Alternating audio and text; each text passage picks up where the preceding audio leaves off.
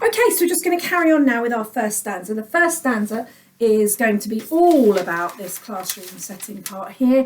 We're going to talk all about this because we are talking about our creature, where it is in our environment in this first stanza. So wherever that might be for you, whether it's in your front room or whatever it might be. So this is what I'm looking at. So I'm going down here, I'm seeing about glue sticks and I'm seeing prowling. We've had prowling, I'm seeing growling, rubbing on my chair. Those are things that I might want to put in my next couple of lines. So I'm going to go straight for the glue sticks because I think, you know, well, swallows glue sticks, we know disappear. Could well be the jaguar has been eating them. So I'm going to start my next line off with, he's eating all my glue sticks. Of course, got to have that. So yours could be that he is, I don't know, what might he be doing in your garden? Is he stomping on all your flowers or pulling all the bark? If it's an elephant, maybe pulling all the bark off of your trees in your back garden, whatever it might be. If it's a shark and it's in your bath, he might be swishing his tail and knocking all your shampoo flying and knocking all your shower gel off or squirting things out. So have a think about what your creature might be doing in the environment that you want it to be in when you're writing your poem. So he's eating all my glue sticks.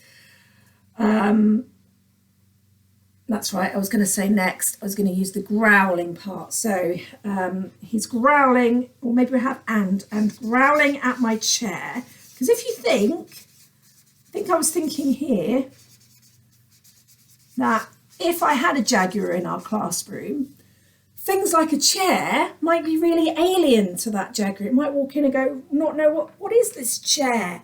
I don't know what that is. So it might start growling at it. Thinking again about my own experience of Orla, when she sees something she doesn't recognise, she'll go and get all like a bit worried about it. So we'll growl at things that she doesn't recognise and then she realises there was nothing to worry about. So if a jaguar is in our classroom, something like a chair, it's probably never seen a chair before. So it might be a little bit scared by it, a little bit worried by it. So it might growl at it. So think about that with your animal as well. Think about what might be really alien to your animal, what might make it stop and go, maybe it might freeze and become a little bit frightened. Have a think about that when you're writing yours. So he's eating all my glue sticks and growling at my chair. Next line was going to be where I am again. I'm going to go back to what I'm doing. So and can you imagine if you're in my, you know where my cupboard is in the classroom. Can you imagine if I was in there, what would I be doing? Would I be standing there happily going, oh, this is nice. There's a jaguar in my classroom. This is wonderful. No, I'd be like this. I'd be frozen on the spot, wouldn't I? Absolutely petrified, thinking, is this jaguar going to hear me? So I'm frozen. So I'm frozen in my cupboard. That's what I want to say next. I'm frozen in my cupboard. I'm frozen in my cupboard. And then I was going to say, all I can do is stare. So I'm literally like that, completely frozen, staring at this jaguar, thinking, oh my goodness, what is going on? I've got a jaguar in my classroom.